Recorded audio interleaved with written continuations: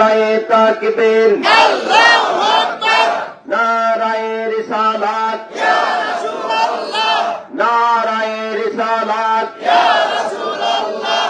ঈদে মিলাদুন নবী জিন্দাবাদ জিন্দাবাদ, ঈদে মিলাদুন নবী জিন্দাবাদ জিন্দাবাদ। ঈদুল ফিতর, ঈদুল আযহা থেকে শুরু করে আপনারা তো দুইটা খুঁজে পান। আমরা সহিহ হাদিসের মধ্যে ৮৬টার মধ্যে ৫৮ থেকে ৫৯টা ঈদ পেয়েছি আমরা ৮৬টার মধ্যে। সবাই বলেন মারহাবা।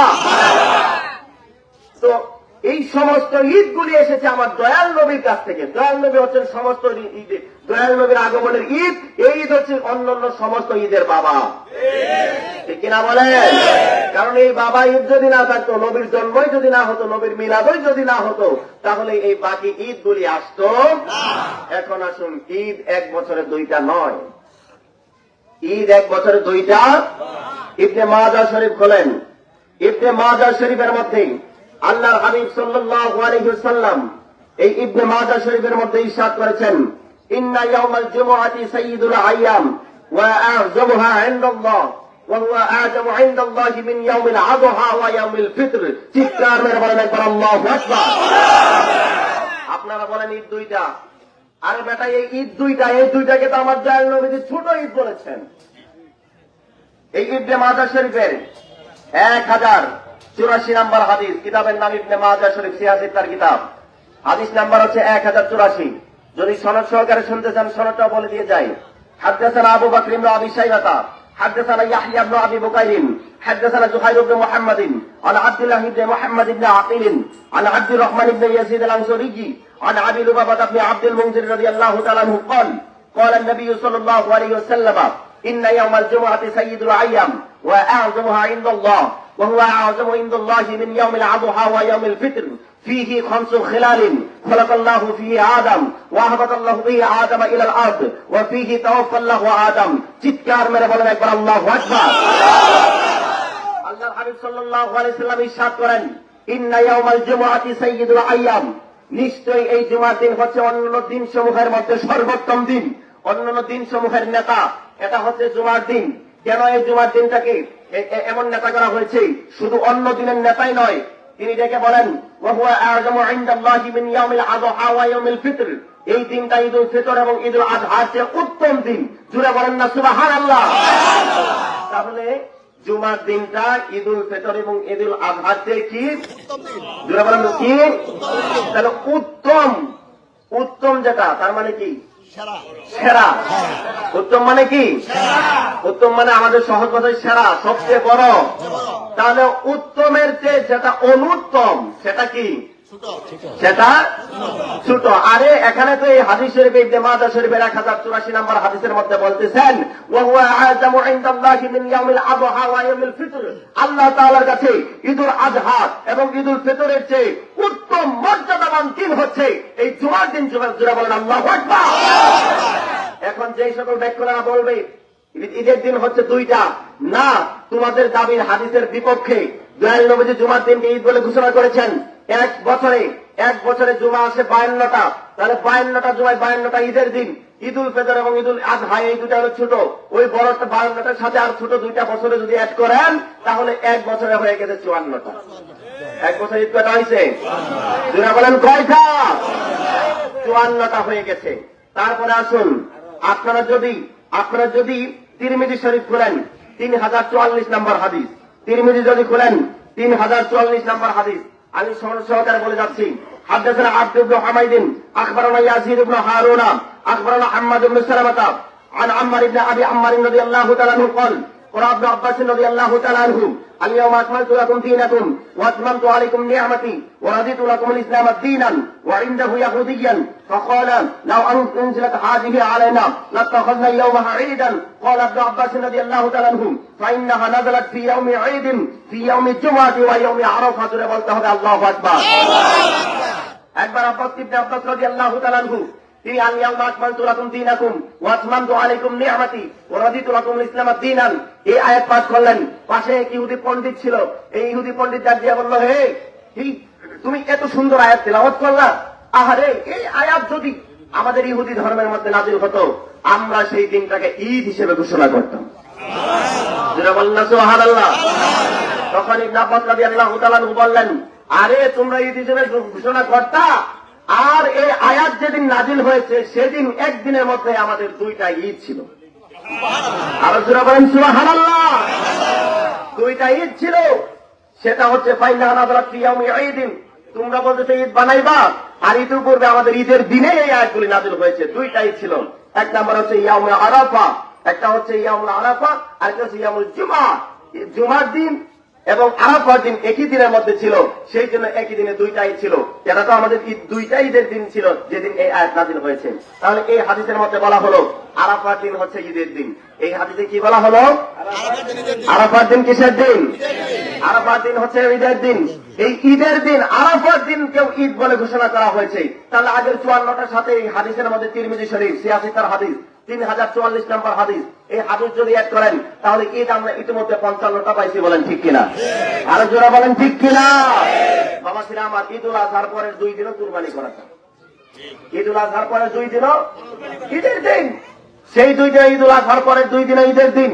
আপনারা ইচ্ছা যদি জিলহজ মাসের 10 তারিখে ঈদুল আজহার দিনে কোনো কারণবশত কুরবানি করতে না পারেন তাহলে তারপরের দিন করবেন। তারপরের দিনও যদি কুরবানি কোনো কারণবশত না করতে পারেন তারপরের দিন, অর্থাৎ ঈদুল আজহার পরের 2 দিন 11 এবং 12 তারিখ, এটাও কুরবানির দিন, এটাও তো ঈদের দিন। আগের 55টার সাথে এই দুইটা যোগ করলে কত হয়? 57টা ঈদ হয়ে গেছে। বেটা তোমরা দুইটা নিয়ে পয়দা রয়েছো, ছোটগুলোরে নিয়ে। এগুলোর চেয়ে বড় ঈদ তো হচ্ছে ঈদে মিলাদুন্নবী। কারণ এই যে 58টা 57টা আরো আছে। কিছুদিন আগে আপনারা জানেন আখেরি চাহার সোমবার, আখেরি চাহার সোমবার সফর মাসের শেষ, যে এই যে গত মাসের যে শেষ বুধবার গেল আখেরি চাহার সোমবার, আপনারা কি জানেন না সেদিন সাহাবীরা কেমন ঈদ পালন করছিলেন? সুবহানাল্লাহ বলেন। সেদিন তো সাহাবীরা এমন ঈদ পালন করছিলেন, দয়াল নবীজি মাত্র অসুস্থ থেকে সুস্থ হয়েছেন, ফজরের জামাতে এসেছেন। এই খুশিতে, ওরা তো ঈদের অর্থ জানে না, এই খুশিতে তারা এমন খুশি হয়েছিলেন, এমন ঈদ পালন করেছেন, যার কাছে যা ছিল সাথে সাথে সদকা করে দিয়েছেন। দয়াল নবীজি যখন মসজিদে নববীতে উপস্থিত হয়েছেন নামাজ পড়ানোর জন্য, অসুস্থ থেকে সুস্থ হয়ে সমস্ত সাহাবীর মধ্যে আনন্দের রুল পয়দা হয়ে গেল। চতুর্দিকে তারা চিৎকার করে করে ঘোষণা করেছে, দয়াল নবীজি মসজিদে নববীতে এসেছেন, দয়াল নবীজি মসজিদে নববীতে এসেছেন। এইভাবে সমস্ত সাহাবীরা এসে আনন্দে আনন্দিত হয়ে গেছেন, যার কাছে যা ছিল খুশির কারণে 2 হাত দিয়ে বিলিয়ে দিচ্ছেন। আরে বেটা, নবীজি অসুস্থ থেকে সুস্থ হয়ে মসজিদে আসছেন, হুজরা আর মসজিদ একসাথে লাগানো। কয়েকদিন তিনি হুজরার মধ্যে ছিলেন, মসজিদে আসতে পারেন নাই। কয়েকদিন পরে যখন হুজরা থেকে মসজিদে আসছে, সেই দিনটা সারাদিন সাহাবীরা ঈদ পালন করেছেন। আরে 2-4 দিন নবীজি অসুস্থ থেকে মসজিদে আসতে না পেরে 2-4 দিন পরে যখন মসজিদে আসলেন, সেই দিন যদি ঈদ হয়, দয়াল নবীজি কুল কায়নাতের জন্য রহমত। আমার পূর্বে মাওলানা মুখলিসুর রহমান সাহেব বলেছেন, ওয়ালা আরসালনাকা ইল্লা রাহমাতাল লিল আলামিন, আল্লাহ পাক রব্বুল আলামিন দয়াল নবীজিকে রহমত করে দুনিয়ায় পাঠিয়ে দিয়েছেন, শুধু মানুষের জন্য নয়, সমস্ত কুল কায়নাতের জন্য।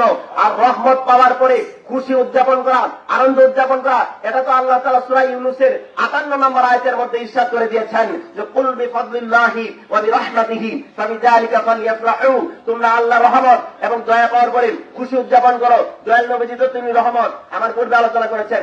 নবীর রহমতে খুশি উদযাপন করা আল্লাহর আদেশ, আমরা আল্লাহর আদেশ পালন করে খুশি উদযাপন করি, তোমরা বাধা দাও কেন? বলেন ঠিক কিনা? এতে মনে হয় তোমরা নবী বিদ্রোহী, বিদ্বেষী, তোমরা নবীর দুশমন।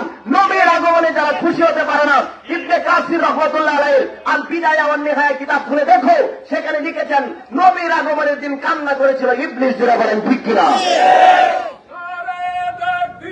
আল্লাহু আকবার, রিসালাত, ইয়া রাসূলুল্লাহ, সুন্নাত ওয়াল জামাত, জিন্দাবাদ জিন্দাবাদ, জিন্দাবাদ জিন্দাবাদ, নবীর দুশমনেরা হুঁশিয়ার সাবধান, নবীর দুশমনেরা হুঁশিয়ার সাবধান। নবী আছে যেখানে আমরা আছি সেখানে, নবী নাই যেখানে আমরা নাই সেখানে, রিসালাত, ইয়া রাসূলুল্লাহ।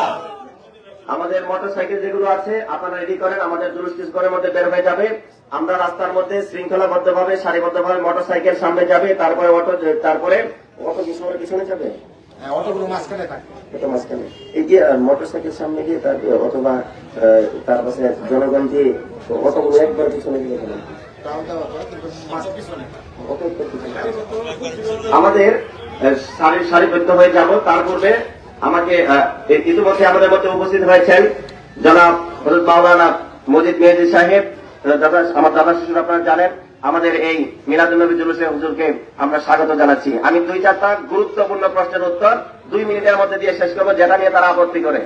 1 নাম্বার কথা, আজকে সকালেও আমাদের ঝিনাইগাতিতে তারা পোস্ট করেছেন, না এটা অত্যন্ত গুরুত্বপূর্ণ কথা, আমাদের জানতে হবে, সবাইকে জানাতে হবে। তারা বলেছেন যে আজকে নাকি ঈদ, কয় রাকাত নামাজ পড়বা? আচ্ছা, তাদেরকে বলতে চাই যে সব ঈদে কি নামাজ আছে? যারা বলেন নামাজ আছে, ঈদের সাথে নামাজের সম্পর্ক আছে? নাই, ঈদের সাথে নামাজের সম্পর্ক নাই। জুমার দিনকে ঈদের দিন বলে ঘোষণা করা হয়েছে, ঈদুল ফিতর, ঈদুল আজহার চেয়ে ঘোষণা করা হয়েছে। জুমার দিনে ঈদের কোন নামাজ, যারা বলেন ঈদের নামাজ জুমার দিনে আছে? নাই। যদি কেউ বলেন আমরা 2 রাকাত নামাজ পড়ি, আরে বেটা এখানে নামাজ তো পড়ছ তুই জুমার নামাজ, নামাজে নিয়ত করে কি নামাজ আন জুম্মাতি, তুমি তো জুমার নামাজের নিয়ত করতেছেন।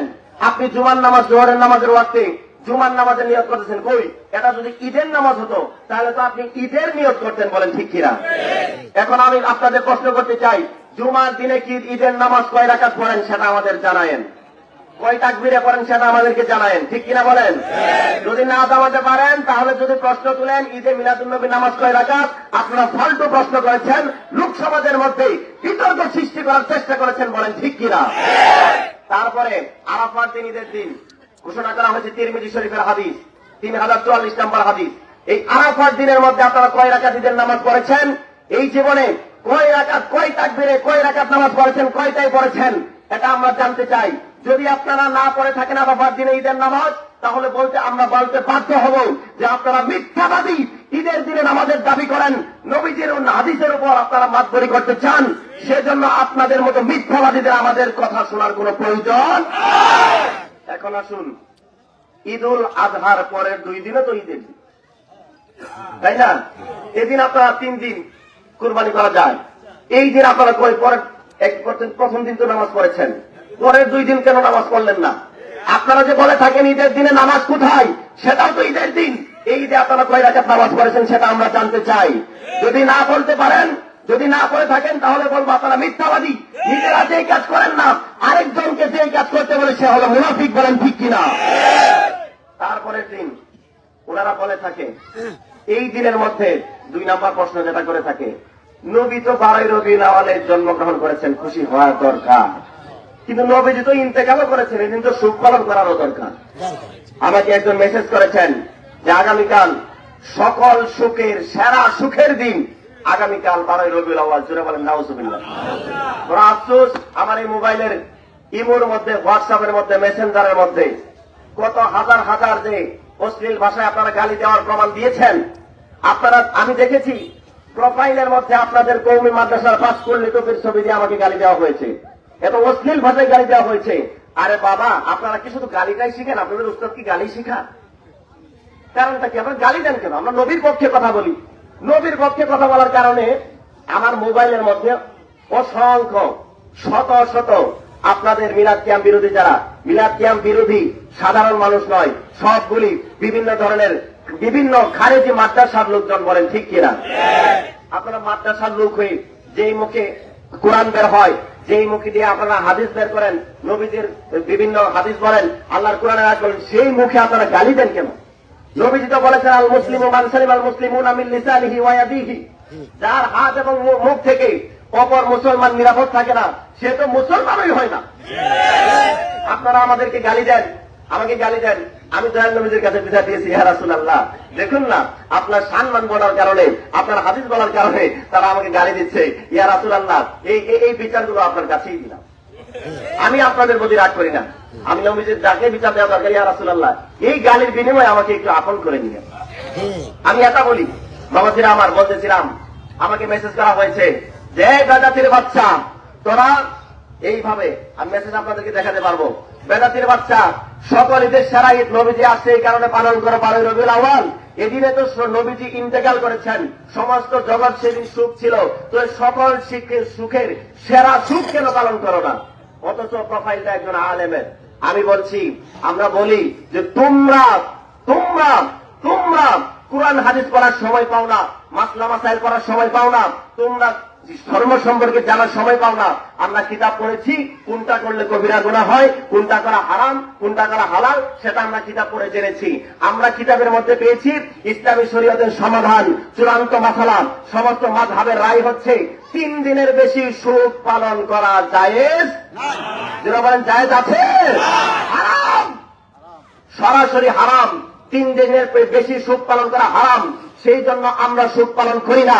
এর কারণ হচ্ছে যদি সুদ পালন করি তাহলে আমাদের কবিরা গুনাহ লেখা হবে।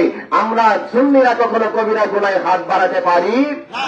এখন আসুন মজার কথা, মজার কথায় আসুন। আপনার উলামায়ে দেওবন্দের ফতোয়া কি? আমার নবী সম্পর্কে উলামায়ে দেওবন্দের ফতোয়া কি? উলামায়ে দেওবন্দের ফতোয়া হচ্ছে শুধু উলামায়ে দেওবন্দ নয়, আমি মনে করি উলামায়ে দেওবন্দ এই কওমি মাদ্রাসা প্রতিষ্ঠা হয়েছে আজকে থেকে 100 বছর আগে।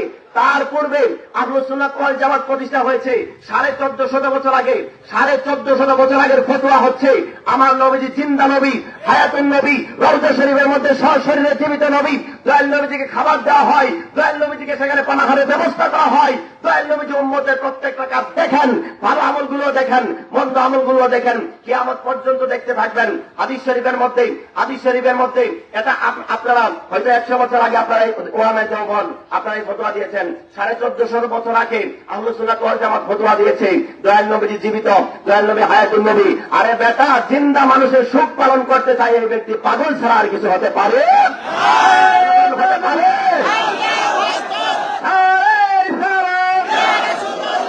এই যে মিলাদুন নবীর আলো, দয়াল নবীর আলো, নূর নবীর আলো, জিন্দা নবীর আলো, নূর নবীর জুলুসে, জিন্দা নবীর জুলুসে, আজকের জুলুসে, নারে তাকবীর, নারে রিসালাত।